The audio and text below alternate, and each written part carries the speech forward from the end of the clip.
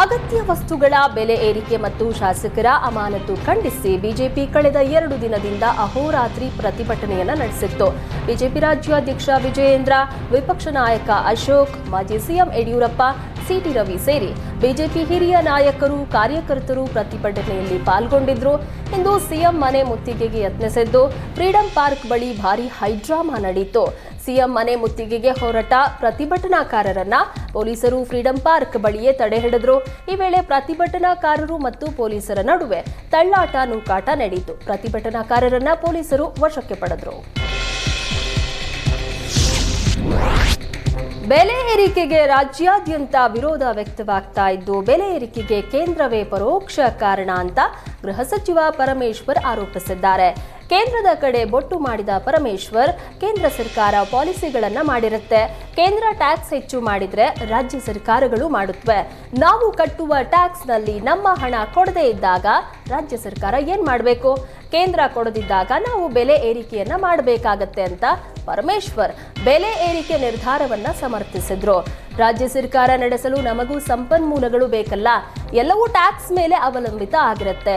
ಕೇಂದ್ರ ಸರ್ಕಾರ ಬೆಲೆಯನ್ನ ನಿಯಂತ್ರಣದಲ್ಲಿ ಇಟ್ಕೊಂಡ್ರೆ ಮಾತ್ರ ಎಲ್ಲದರ ಬೆಲೆಯೂ ನಿಯಂತ್ರಣದಲ್ಲಿರುತ್ತೆ ಅಂತ ಪರಮೇಶ್ವರ್ ಸಮರ್ಥಿಸಿಕೊಂಡ್ರು.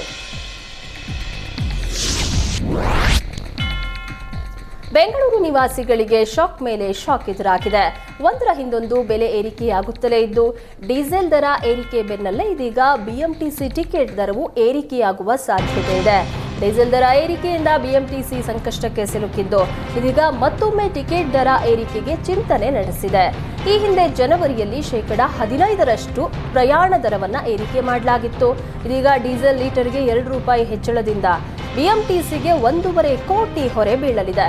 ಪ್ರತಿನಿತ್ಯ 5,600 ಬಸ್ಗಳಿಗೆ 2.50 ಲಕ್ಷ ಲೀಟರ್ ಡೀಸೆಲ್ ಬಳಕೆ ಮಾಡಲಾಗ್ತಾ ಇದೆ.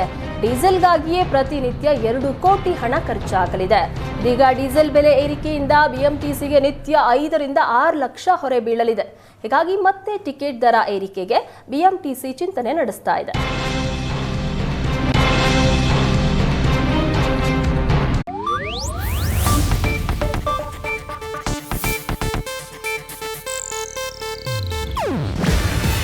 ಇದು ಏಷ್ಯಾನೆಟ್ ನ್ಯೂಸ್ ನೆಟ್ವರ್ಕ್ ಪ್ರಸ್ತುತಿ.